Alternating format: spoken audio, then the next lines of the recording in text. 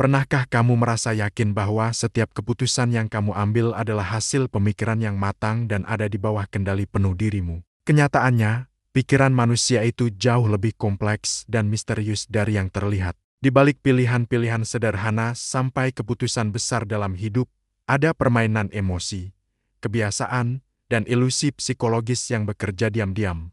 Tanpa sadar, otak kita seringkali menuntun kita lewat jalur yang terasa nyaman, bukan jalur yang paling rasional. Psikologi dasar manusia mencoba memahami bagaimana kita berpikir, merasakan, dan mengambil keputusan. Dan yang menarik, keputusan kita seringkali tidak sepenuhnya didasarkan pada logika, tapi sangat dipengaruhi oleh emosi dan dorongan bawah sadar.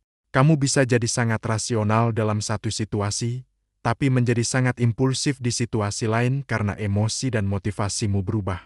Selain itu, otak juga yang membentuk persepsi kita terhadap realitas. Apa yang kamu yakini belum tentu fakta objektif, melainkan hasil interpretasi otak berdasarkan pengalaman dan informasi yang kamu terima.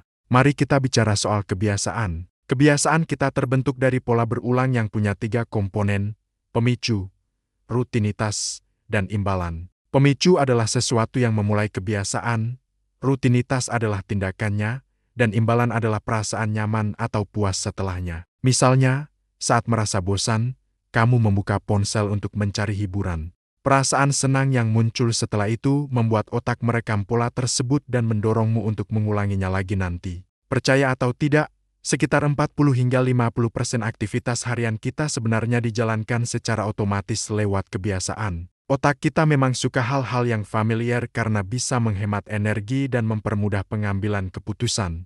Kita sering merasa punya kendali penuh, padahal keputusan kita sangat dipengaruhi oleh lingkungan, emosi, dan bias kognitif yang bekerja tanpa kita sadari. Beberapa bias psikologis yang sering terjadi misalnya, confirmation bias, yaitu kecenderungan kita untuk mencari informasi yang mendukung keyakinan kita saja. Ada juga social proof, yaitu kecenderungan ikut-ikutan apa yang dilakukan banyak orang karena dianggap benar atau aman. Lalu, ada instant gratification, dorongan untuk memilih kesenangan instan dibandingkan manfaat jangka panjang yang butuh usaha dan kesabaran. Dengan memahami psikologi dan kebiasaan ini, kita jadi sadar bahwa banyak tindakan kita dipengaruhi oleh pola lama, emosi yang naik turun, dan bias yang membentuk cara kita melihat dunia. Dengan menyadari bagaimana otak bekerja, kita punya peluang lebih besar untuk mengendalikan kebiasaan, berpikir lebih objektif, dan mengambil keputusan yang lebih bijak.